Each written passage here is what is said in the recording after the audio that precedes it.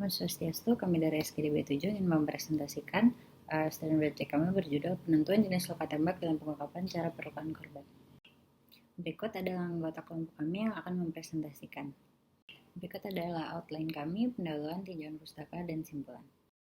Saya Kizzy Krisadinda Gavrila dengan 3 digit 6 terakhir 190.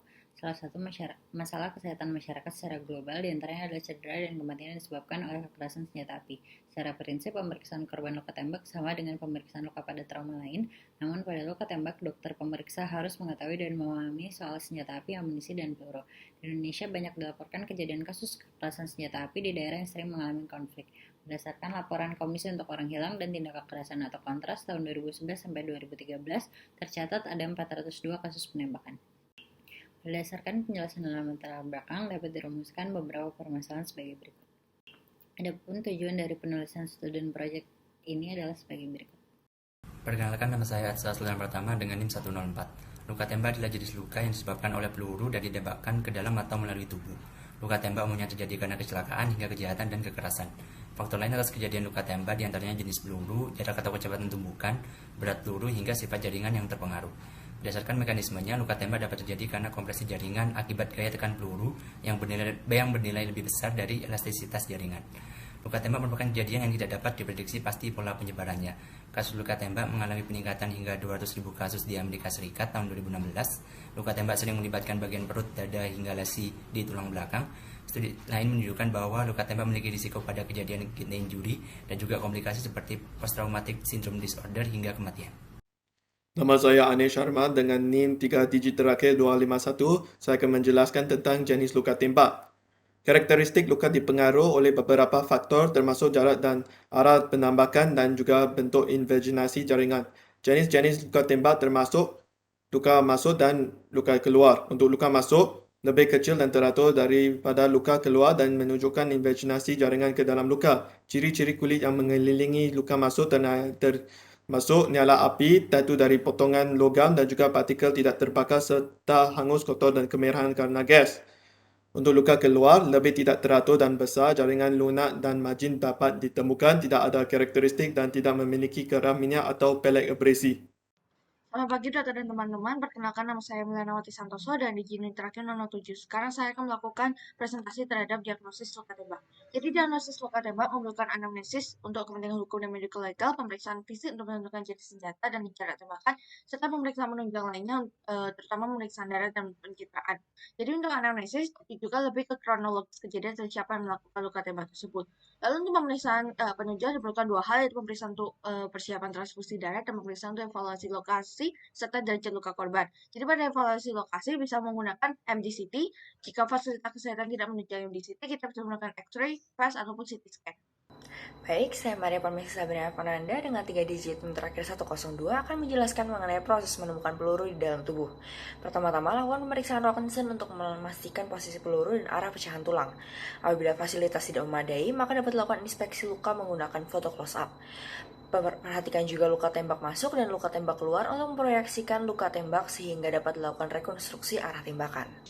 Perkenalkan, saya Komang Yuni Putri dengan 3 digit NIM terakhir 031 akan membawakan patofisiologi luka tembak. Terdapat 3 mekanisme suatu proyektil dapat menyebabkan cedera jaringan. Pertama adalah luka transfer energi rendah. Luka ini terjadi saat proyektil mengakibatkan kerusakan jaringan di sepanjang jalur peluru. Terbentuknya rongga permanen atau permanent cavity dan terbentuknya peluru sekunder. Kedua adalah luka transfer energi tinggi. Luka ini terjadi akibat peluru yang mendorong dinding jalur luka secara radial keluar sehingga akan membentuk rongga sementara atau temporary cavity. Ketiga adalah luka dengan patuk senjata api yang langsung bersentuhan dengan kulit saat penembakan. Pada keadaan ini, jaringan akan dipaksa untuk bergerak ke samping oleh gas yang dikeluarkan senjata api sehingga akan menyebabkan terjadinya cedera ledakan lokal. Baik, terima kasih untuk kesempatannya. Perkenalkan, nama saya Eduardo Kinjiro dengan 3 digit NIM terakhir 119. Jadi, tingkat keparahan dan ukuran luka tembak itu akan berpengaruh langsung terhadap total jumlah transfer energi kinetik ke jaringan. Perpindahan energi kinetik sebanding dengan tingkat keterbakangan proyektil dalam jaringan, yang pada gilirannya itu ditentukan oleh 4 faktor utama, yaitu sebagai berikut. Yang pertama itu adalah besarnya energi kinetik atau EK pada peluru ketika ditembakkan. Jadi, energi kinetik sendiri itu bergantung pada kecepatan dan massa peluru. Kalau bisa kita jabarkan rumus itu, EK sama dengan setengah MV kuadrat. Nah, kemudian sudut kemiringan peluru pada saat penembakan. Faktor ini bergantung pada ciri fisik peluru, seperti panjang, diameter, dan densitas, laju putaran yang diberikan oleh laras, dan densitas udara. Kemudian, yang ketiga itu adalah kaliber, konstruksi, dan konfigurasi peluru. Faktor ini akan mempengaruhi jumlah transfer energi kinetik ke jaringan. Terakhir ada densitas kekuatan dan elastisitas jaringan yang ditembus peluru serta panjangnya dari jalur luka. Semakin padat jaringan maka akan semakin besar sudut yang terbentuk dan akibatnya akan semakin besar pula tingkat keterbelakangan dan energi kinetik transfer yang dibentuk. Selamat pagi, perkenalkan nama saya Sarah dengan nomor 3 digit terakhir 013. Sekarang saya akan melanjutkan mengenai manifestasi klinis luka tembak. Jadi kerusakannya itu tergantung pada lokasi luka dan kecepatan tipe peluru. Dan luka tembaknya ini biasanya mengakibatkan pendarahan berat, kerusakan jaringan organ, patah tulang, infeksi, hingga paralisis.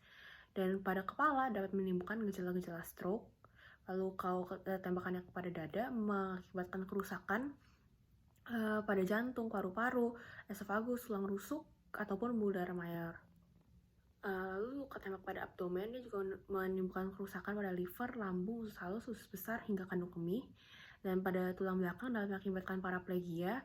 Dan terakhir ada sebuah laporan mengenai luka tembak pada ekstremitas bawah menemukan pasien mengalami iskemia tungkai akut. Perkenalkan, nama saya Nareswara dengan NIM Digit 135. Saya ingin menjelaskan tentang tata laksana luka tembak, yang mana luka tembak sendiri itu merupakan kejadian emergensi di luar rumah sakit. Nah, biasanya dilakukan penanganan awal berupa ABC, airway, breathing, circulatory untuk menstabilkan keadaan pasien dan mewaspadai terjadinya komplikasi yang sering terjadi berupa pneumotoraks dan juga obstruksi jalur nafas.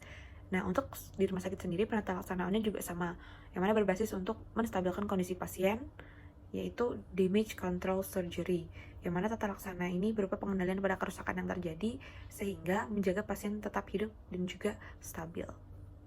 Nah, apabila nanti kondisi pasien sudah stabil, biasanya kalau misalkan kondisi sudah stabil 24 jam dan juga apabila diperlukan, seperti misalkan masih ada fragmen peluru yang ada di dalam tubuh, kita akan melakukan pengekstraksian menggunakan peluru. Selanjutnya, untuk indikasi penggunaan peluru, nah, apabila ingin dilakukan ekstraksi peluru, indikasinya adalah yang pertama, fragmen peluru berada pada cairan cerebrospinal, sendi, dan bola mata. Fragmen peluru berada di lumen dari pembuluh darah yang berpotensi menyebabkan iskemik dan emboli. Fragmen peluru mengenai saraf. Fragmen peluru berpotensi menyebabkan keracunan timbal. Fragmen peluru teraba atau terlihat secara klinis. Dan fragmen peluru yang dibutuhkan untuk melakukan penyidikan mediko-legal. Setelah dilakukan ekstraksi peluru, seluruh benda bukti lainnya seperti pakaian juga diserahkan kepada pihak penyidik. Jika penyidik belum mengambilnya, maka pihak petugas kesehatan harus menyimpan sebaik mungkin agar tidak terjadi perubahan. Barang bukti tidak boleh diserahkan kepada pihak keluarga atau ahli waris tanpa melalui penyidik. Fakta bahwa luka tembak dengan kecepatan tinggi cenderung menghasilkan luka dengan yang terkontaminasi dan kerusakan pada jaringan otak. Debridement sebelum operasi biasa dilakukan untuk menangani luka. Komplikasi yang paling sering terjadi adalah pada luka tembak yang menyebabkan fraktur pada femur meliputi infeksi dan osifikasi heterotropik. Studi data yang dilakukan kepada 297 pasien yang memenuhi kriteria inklusif berupa rata-rata umur 38 tahun, yaitu 73,4% kulit putih dan 85,2% pria. Terdapat 205 pasien yang meninggal, 69 pasien yang memiliki prognosis yang baik dengan fungsional yang baik. Terima kasih atas kesempatannya. Perkenalkan saya Joshua Mantoro dengan 3 digit NIM 035. Trauma merupakan salah satu penyebab mortalitas dan morbiditas tertinggi di dunia. Trauma terdiri dari beberapa jenis, seperti trauma tumpul, trauma tajam, atau trauma akibat luka tembak, yang dikorelasikan dengan cara pelukaan korban dengan manifestasi dan variasi yang berbeda-beda. Identifikasi trauma sendiri berguna untuk penentuan terapi dan prognosis bagi seorang pasien. Hal ini berujung pada gambaran dari suatu kasus dan penentuan terapi yang lebih berkualitas terhadap pasien ataupun korban hidup. Terima kasih. Perkenalkan, nama saya Joko Desra Pemayur dengan NIM terakhir 252. Cedera dan kematian akibat luka tembak masih menjadi perhatian dunia. Luka tembak adalah jenis luka yang disebabkan oleh peluru yang ditembakkan ke dalam atau melalui tubuh. Luka tembak bisa terjadi karena kelalaian hingga kejahatan, di mana kejadian ini tidak dapat diprediksi secara pasti pola penyebarannya. Terdapat dua jenis luka tembak, yaitu luka masuk dan luka keluar.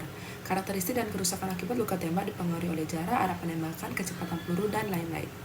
Luka tembak termasuk dalam kasus emergensi. Sangat penting bagi dokter untuk mengetahui jenis, karakteristik, mekanisme luka tembak, manifestasi klinis, korelasi antara jenis luka tembak dan cara perlukan korban, sehingga mampu mendiagnosis dan memberikan tata laksana yang cepat dan tepat sesuai dengan indikasi pasien. Sekian dari kelompok W7, terima kasih.